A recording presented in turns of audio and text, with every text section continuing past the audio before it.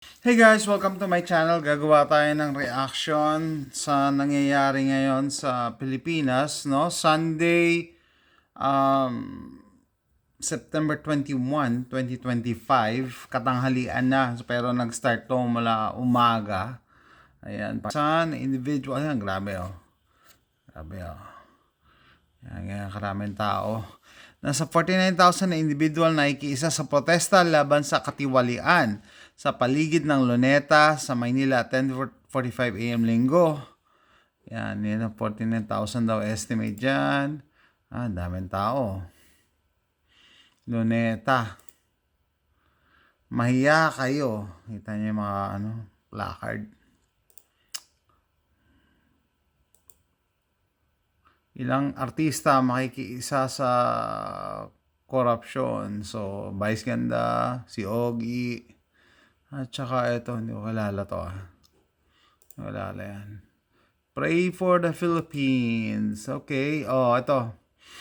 Ano ba to? Mga Coast Guard. Kawawa naman itong mga Coast Guard. Kung saan lang binabato. Pinagbabantay sa MRT, tapos yan, pinatulong dito.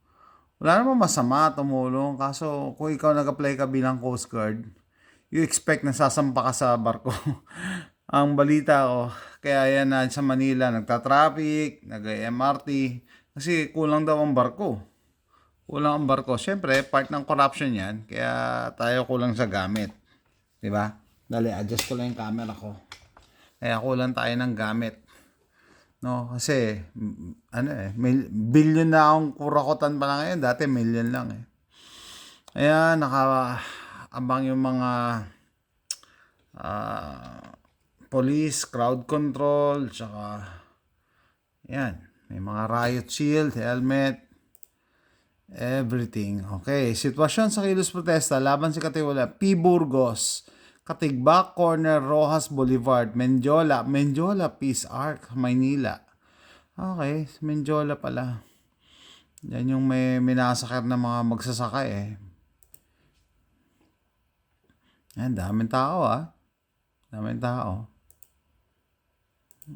Kaganapan ngayon. Yan, pati sa Cebu meron. Marcos corruption. Nakita niyo yan? Yan, Marcos corruption. Bago ba yan? Doon sa mga may edad na noong 1986, sino ba yung pinalayas natin? Di ba yung mga Marcos? Tapos dahan-dahan bumalik sila sa Pilipinas, bumalik sa gobyerno, naging governor si Aimee, nagpalit-palitan na sila ng pagiging governor doon sa Ilocos, tapos naging senador si Bongbong, tapos nung tumakbong presidente si Bongbong, naglabas siya ng pera para magpatakbo ng party list. Nung nanalo yung party list, ang representative anak ko. Okay, so sabihin, mamamayan din na nagloklok sa kanila eh. Tapos ngayon, anong ginagawa nyo? Nakamas pa talaga si ate Kung totoo ang virus guys, hindi ka pupunta sa ganyan kadaming tao. Sa tingin mo po, protektahan kanyang kapirasong tela. Ay nako, sa Cebu to. Ayan, Cebu pa din. Ba, may ganto-ganto pang costume nakaharap sa sa Cebu, Cosmeña Boulevard, PNP, National Museum, pati sa National Museum, okay. Laban sa katiwalian. 9 AM nga, kanina umaga, 8:30 pa lang yata. May mga nagtitipon-tipon na kanina. May ambulansya nakaabang kasi may mga nahilo actually eh. Kung matanda ka, meron kang high blood, may sakit ka, may diabetes ka, huwag kang pupunta sa mga ganito kasi baka tumumba ka lang dyan bigla. Walk against corruption. Ito na, pag naglakad ka, mawala ang corruption. Hindi ko maintindihan anong purpose ng mga ganito. Walk against corruption. Yan, may tali-tali pa kayo ng ulo. Sa ulo na puti. Anong basahin ko. Bayaran na. Ay, nako. Para saan yan? Walk against corruption, ganyan-ganyan. Anong man yan? Sa tingin nyo, pagka nagganyan-ganyan kayo dyan, yung mga corrupt na leader, magre-resign bigla, magpapakulong, isusoli yung pera nila, natin, na galing na nasa kanila. Hindi ko alam bakit eh. I think, um, mamaya, discuss natin. Yan. Ano to? Yan yung kanina, nagsisimula pa lang, dumadami pa lang yung yung mga tao. Yung umaga yan kanina, ano oras ba yan? 7 o'clock yan ng umaga. Alas 9 ang usapan. Trillion peso march. Trillion na, libreng sakay. Senator Villanueva not been cleared. Ito si Villanueva eh. Diyos ko po. Sangkot sa anomalya. May picture pa to. May kasama mga grow. No? Pastor daw sa umaga, sa gabi, lover boy. Anyway, nadidisappoint pa ba kayo? I mean, nadidisappoint pa ba? Meron pa. Mas madami yata yung GMA News. In-interview pa nila si si Angel Aquino, ganon. Ito si Mab Gonzales. Walang sasantuhin. Kay wag kayong maniwala dito kay Magalong, corrupt din to, guys. Pag nalaman niya yung mga pinagagawa niya sa Baguio, binenta na yata niya yung Baguio public market eh. Dumadami mga taong lumabas sa protesta kontra korupsyon sa Luneta Park. Yan, Luneta. Yan, madami. Iba yata nakikiosyoso lang. Iba dyan, vlogger, justice for taxpayers. Isoli nyo, ninakaw nyo. Sa tingin nyo, gagawin nila yan? Ha? Nakaka-disappoint nga si Marcoleta eh, no? Wag na daw pasole, 'di ba? Parang naging abogado na ng mga diskaya si Marcoleta. Ay, Diyos ko po. VACC. Volunteers Against Crime and Corruption. Uy, nabuhay ang VACC ah. Naalala ko yun dati nung Visconde Massacre eh. VACC. Generosity for the country. Libreng namigay ng pizza, magalugaw to mga grupo ng mga realista. Okay.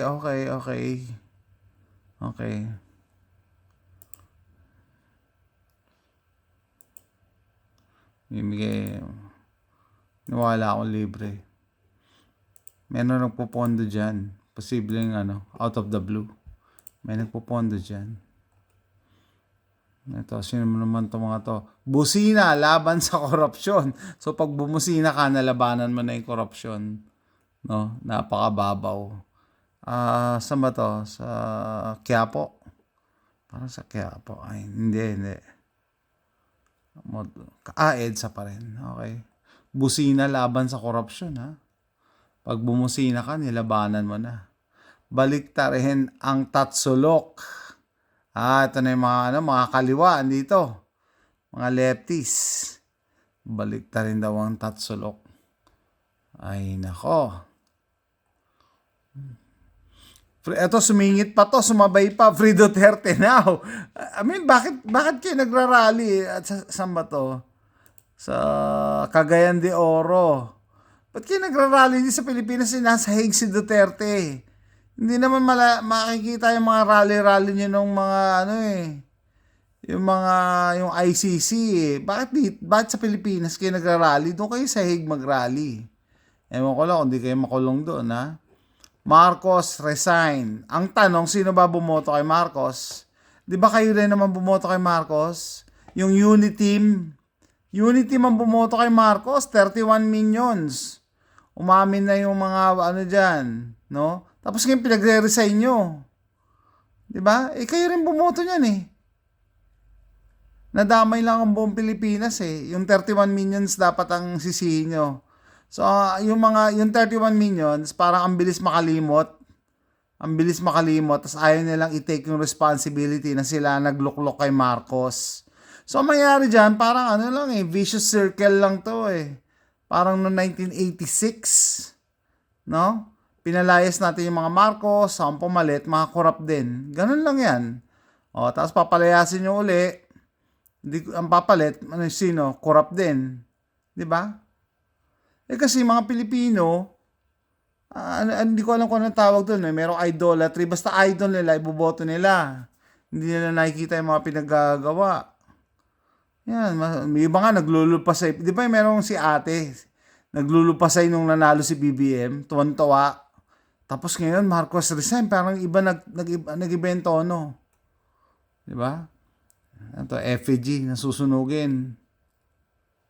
Ay, a message to our law enforcement during protest, remember, blah, blah, blah. Ay, Diyos ko po. Ay, asa pa kayo. Sana matupad ang wish ni Cara David. Maganda yung comment dito May nag-comment dito, sabi, uy, parang pumayat si Rendon Labrador Parang pumayat daw. Parang pumayat si Rendon Labrador. Iba na formahan ni Rendon. Payat slim na slim Ay, nako. Pilipinas kong minumutya, pugad ng luha at dalita. May nagmisa sa EDSA, no? Diyos ko po. Alam mo, sawa ng mga tao sa EDSA Totoo lang Kaya nga itong September 21 na to watak-watak Meron sa EDSA, meron sa Luneta, meron sa kampo. Di ba? So ibig sabihin hindi united. Ay nako, walang pasok. Wala daw pasok kinabukasan. At least may positive para sa estudyante. Iyak ang mga teacher. Kasi sa teacher sa Pilipinas, no work, no pay. Ay nako. Pray for the Philippines. Ito yung mga nakolekta kong memes today, no? The Philippines is not poor, it is plundered. That is true, guys. Imagine nyo, yung mga nasa taas na nagnanakaw, kung gastusin nila yung pera, hindi nila alam paano lulustayin. To the point na, di ba yung mga anak nga, mga nipo babies, di ba lumabas nag-dinner, ang binayaran 750,000, dinner lang nila.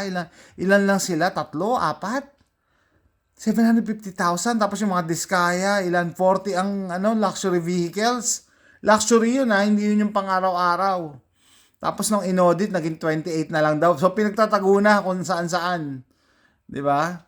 Imagine nyo, ganun sila kayaman, hindi na nila alam paano nila gagastusin. No? Kaya 'di ba, power corrupts. Parang rin sandali. Sige, natin. Ayan, na-picture na natin 'yan.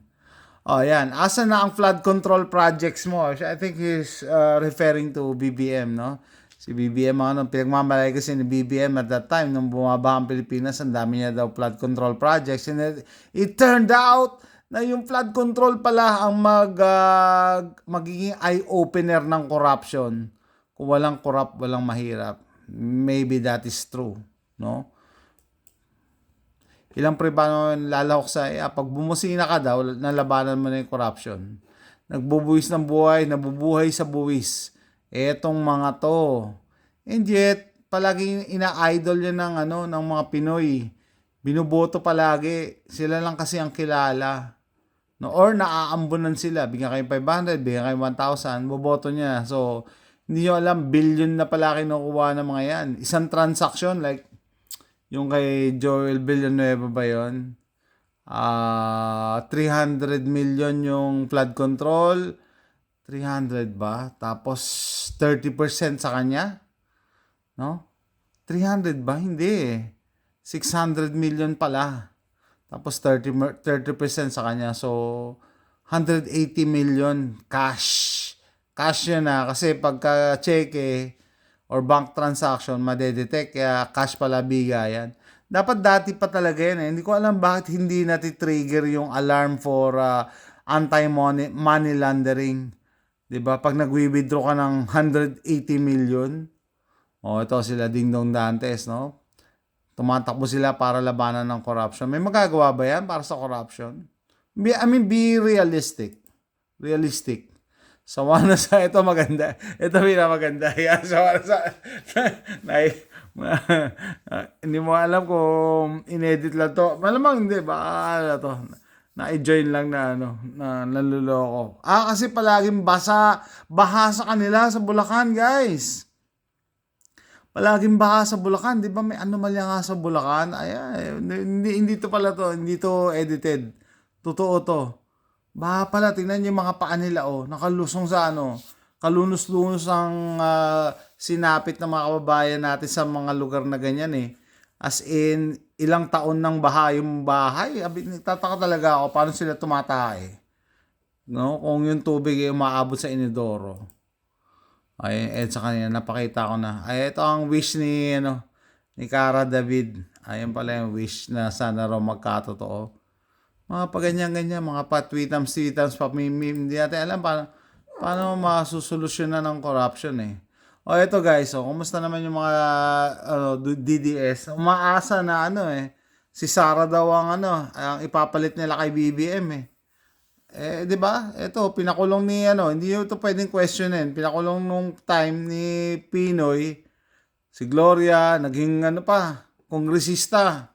Ngayon, balik ulit. Tapos si Jinggoy hindi pa nadala, umulit ulit. Si Budots, namatay yung fall guy niya, na accountant niya. Kaya tuwan-tuwa, hindi na matitrace sa kanya.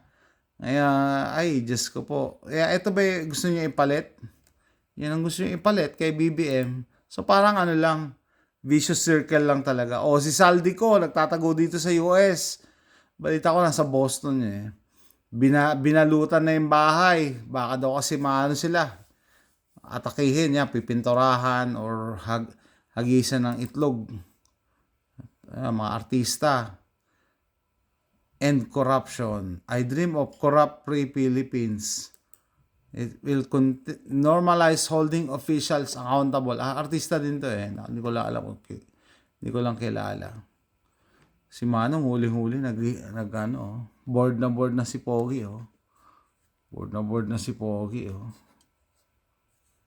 Anyway, so bibigay tayo ng ating dyan sa loobin sa pangyayari. Nakakalungkot nangyayari sa Pilipinas, guys. Pero dapat i-approach natin to or itakal natin to sa root cause. Ano ba ang dahilan? Bakit ganyan? May nabasa akong article dati, ng panahon daw ni Duterte na legalize ang corruption. Hindi ko lang ma-verify yung data. Pero looking at it right now, every branch ng mga nasa pwesto, nabigyan ng mga budget, no? May naka-attach na budget. Yung nagtataka nga ako yung flood control, ba't naka-attach yan sa senador? Di ba? Di ba dapat diretso na yan sa DPWH? So the more na binabottleneck nyo yung proyekto, the more na dinadagdagan nyo ng bureaucracy, mas kailangan ng padulas niyan. So, andyan ang corruption. Pag in-streamline mo, pinadali mo, okay, yung budget, DBM, Department of Budget and Management ba yun? Dinerecho, maglagay ng budget sa DPWH. DPWH lang bahala dyan. Tapos yun lang yung audit natin. Di ba? Ang transaction yan, hindi pwedeng cash. Kaya dapat may paperwork. Ganoon naman dapat Kaya nagtataka ako bakit senador may budget, kongresista may budget sa flood control. Nalaman nila parang nag-usap-usap yung mga pare, kumikita kami dito yearly, nagpa-project kami ng flood control. Na every year masisira, every year magano ng flood control. Parang napanood ko nung iniimbestigahan si Sara, no? Sabi, ba't ganyan budget na, pati Office of the Vice President may sariling budget. Sabi, kasi po pag may humingi sa amin ng mga pampalibing, napakababaw nun. Pampalibing, di ba dapat dumiretso na sila sa DSWD? Yun ang dapat yung tanongin, no? Doon yung dapat ma-realize. Paano ma-stop ang corruption? Dapat hindi sila ma-tempt na gumalaw ng pera. Paano hindi sila ma-tempt? Dapat walang budget yung mga yan. Sa tingin nyo, may tatakbo pa? Baka wala nang tumakbo dyan pagka, wala naman pala mapapala Di magsisilbi lang talaga. Yun lang talaga ang mai-elect, mga magsisilbi. Pero ginagawa talaga ni negosyo eh. Pero ang balita ko nga, di ba? Pag ikaw tatakbo or magpapatakbo ka ng party list, kailangan mo ng